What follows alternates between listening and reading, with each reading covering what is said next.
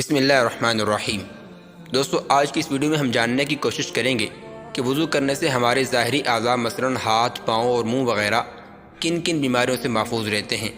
وضو میں جو ترتیب وار اعضاء دھوئے جاتے ہیں یہ حکمت سے خالی نہیں۔ پہلے ہاتھوں کو پانی میں ڈالنے سے جسم کا اعصابی نظام مطلع ہو جاتا ہے، پھر آہستہ آہستہ چہرے اور دماغ کے رگوں کی طرف اس کے اثرات پہنچتے ہیں۔ وضو میں پہلے ہاتھ دھونے، پھر کلی کرنے، پھر ناک میں پانی ڈالنے، پھر چہرہ اور دیگر اعضاء دھونے کی ترتیب فالش کی روک تھام کے لیے انتہائی مفید ہے۔ اور ایک اور اہم بات یہ بھی ذہن میں رکھ لیں کہ اگر وضو کی ابتدا چہرہ دھونے اور مسح کرنے سے کیا جائے تو بدن کئی بیماریوں میں مبتلا ہو سکتا ہے۔ ایک ہارٹ اسپیشلسٹ کا کہنا ہے کہ ہائی بلڈ پریشر کے مریض کو وضو کرواؤ، پھر اس کا بلڈ پریشر چیک کرو، لازماً کم ہوگا۔ مغربی ماہرین نفسیاتی مریضوں کو وضو کی طرح روزانہ کئی بار بدن پر پانی لگواتے ہیں۔ وضو میں سب سے پہلے ہاتھ دھوئے جاتے ہیں۔ مختلف چیزوں میں ہاتھ ڈالتے رہنے سے ہاتھوں میں مختلف کیمیاوی اجزاء اور جراثیم لگ جاتے ہیں۔ اگر سارا دن ہاتھ نہ دھوئے جائیں تو جلدی ہاتھ ان جلدی امراض مثلاً گرمی، دانے، جلدی سوزش، ایکزیما، پھپھندی کی بیماریوں میں مبتلا ہو سکتے ہیں۔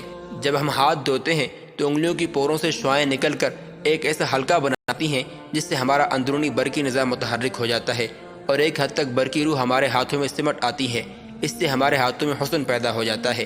پہلے ہاتھ دھو لیے جاتے ہیں جس سے وہ جراثیم سے پاک ہو جاتے ہیں، ورنہ یہ کلی کے ذریعے منہ میں اور پھر پیٹ میں جا کر متعدد امراض کا باعث بن سکتے ہیں۔ ہوا کے ذریعے لاتعداد مہلک جراثیم، نیز غذا کے اجزاء ہمارے منہ اور دانتوں میں لعاب کے ساتھ چپک جاتے ہیں۔ چنانچہ وضو میں کلی اور مسواک کے ذریعے منہ کی بہترین صفائی کی جاتی ہے۔ نیز روزہ نہ ہو تو کلی کے ساتھ غرغرہ کرنا بھی سنت ہے، اور پابندی کے ساتھ غرغرے کرنے والا گلے کے بہت سے امراض اور گلے کے کینسر سے محفوظ رہتا ہے۔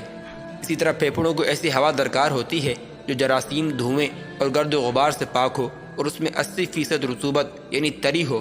ایسی ہوا فراہم کرنے کے لیے اللہ تعالیٰ نے ہمیں ناک کی نعمت سے نوازا ہے۔ ہوا کو مرطوب یعنی نم بنانے کے لیے ناک روزانہ تقریباً 1/4 گیلن نمی پیدا کرتا ہے۔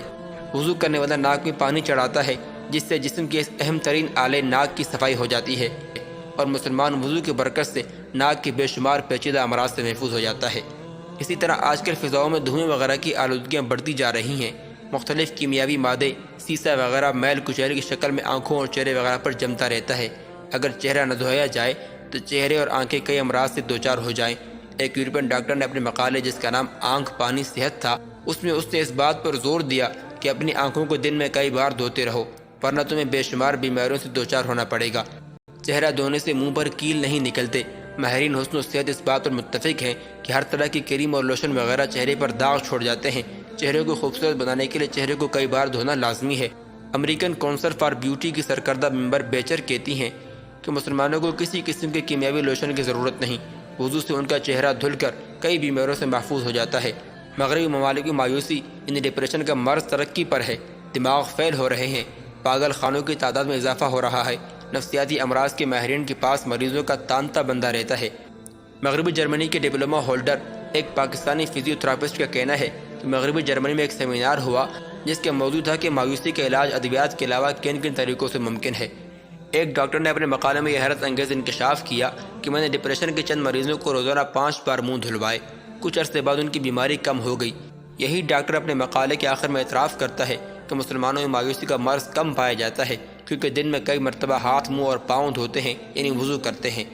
ایک بہت اہم اور لازمی بات کہ سر اور گردن کے درمیان شاہرگ واقع ہے۔ اس کا تعلق ریڑھ کی ہڈی اور حرام مغز اور جسم کے تمام تر جوڑوں سے ہے۔ جب وضو کرنے والا گردن کا مسح کرتا ہے تو ہاتھوں کے ذریعے برقی روح نکل کر شاہرگ میں ذخیرہ ہو جاتی ہے اور ریڑھ کی ہڈی سے ہوتی ہوئی جسم کے تمام اعصابی نظام میں پھیل جاتی ہے، اور اس سے اعصابی نظام کو توانائی حاصل ہوتی ہے۔ ایک شخص نے بتایا کہ میں فرانس میں ایک جگہ وضو کر رہا تھا۔ ایک شخص کھڑا بڑے غور سے مجھے دیکھتا رہا۔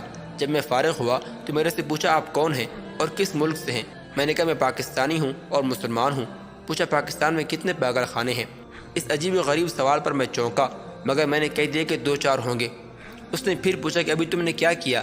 میں نے کہا وضو۔ کہنے لگا کیا روزانہ کرتے ہو؟ میں نے کہا ہاں، بلکہ 5 وقت۔ وہ بڑا حیران ہوا اور بولا میں مینٹل ہاسپٹل میں سرجن ہوں اور پاگل پن کے اسباب کی تحقیق میرا مشغلہ ہے۔ میری تحقیق یہ ہے کہ دماغ سے سارے بدن میں سگنل جاتے ہیں اور اعضاء کام کرتے ہیں۔ دماغ سے چند باریک رگیں موصل بن کر ہماری گردن کے پشت سے سارے جسم کو جاتی ہیں۔ اگر بال بہت بڑھا لیے جائیں اور گردن کی پشت کو خشک رکھا جائے تو ان رگوں میں خشکی پیدا ہو جانے کا خطرہ کھڑا ہو جاتا ہے، اور بارہا ایسا بھی ہوتا ہے کہ دماغ کام کرنا چھوڑ دیتا ہے اور وہ پاگل ہو جاتا ہے۔ لہٰذا میں نے سوچا کہ گردن کی پشت کو دن میں 2-4 بار ضرور تر کیا جائے۔ ابھی میں نے دیکھا کہ ہاتھ منہ دھونے کے ساتھ آپ نے گردن کے پیچھے بھی کچھ کیا ہے۔ واقعی آپ لوگ پاگل نہیں ہو سکتے۔ مزید یہ کہ مسح کرنے سے لو لگنے اور گردن توڑ بخار سے بھی انسان بچ جاتا ہے۔ اسی طرح احادیث میں وضو کا بچا ہوا پانی پینے کا حکم ملتا ہے۔ وضو کا بچا ہوا پانی پینے میں شفا ہے۔ اس سلسلے میں ایک مسلمان ڈاکٹر کا کہنا ہے کہ وضو کا پانی پینے کا پہلا اثر مثانے پر پڑتا ہے، پیشاب کی رکاوٹ دور ہوتی ہے اور پیشاب کھل کر آتا ہے، جگر، معدے اور مثانے کی گرمی دور ہوتی ہے۔ وضو کے طبی فوائد جان کر آپ خوش تو ہوئے ہوں گے، مگر سارے کے سارا فن طب یعنی میڈیکل سائنس کا علم ذنیات پر مبنی ہے۔ سائنسی تحقیقات بھی حتمی نہیں ہوتی بلکہ بدلتی رہتی ہیں۔ ہاں، رسول اکرم صلی اللہ علیہ وسلم کے احکامات اٹل ہیں، وہ نہیں بدلیں گے۔ لہذا ہمیں سنتوں پر عمل طبی فوائد پانے کے لیے نہیں بلکہ صرف اور صرف اللہ تعالیٰ کی رضا حاصل کرنے کے لیے کرنا چاہیے۔ لہذا اس لیے وضو کرنا کہ میرا بلڈ پریشر نارمل ہو جائے، یا ڈائٹنگ کے لیے روزہ رکھنا، یا مدینہ منورہ کا سفر اس لیے کرنا کہ آب و ہوا بھی تبدیل ہو جائے گی اور گھر اور کاروباری جھنجھٹ سے بھی کچھ دن سکون ملے گا، یا دینی مطالعہ اس لیے کرنا کہ میرا ٹائم پاس ہو جائے گا، اس طرح کی نیتوں سے اعمال بجا لانے سے ثواب کہاں سے ملے گا؟ اگر ہم اللہ تعالیٰ کو خوش کرنے کے لیے کریں گے تو ثواب بھی ملے گا اور ضمناً اس کے وہ فوائد بھی حاصل ہوں گے۔ لہذا ظاہری اور باطنی آداب کو ملحوظ رکھتے ہوئے وضو بھی ہمیں اللہ تعالیٰ کی رضا کے لیے ہی کرنا چاہیے۔ اللہ تعالیٰ سے دعا ہے کہ اللہ تعالیٰ ہمیں تمام اعمال خالص اپنی رضا کی خاطر کرنے کی توفیق عطا فرمائے۔ انشاءاللہ زندگی رہی تو اگلی کسی ویڈیو ملاقات ہوگی۔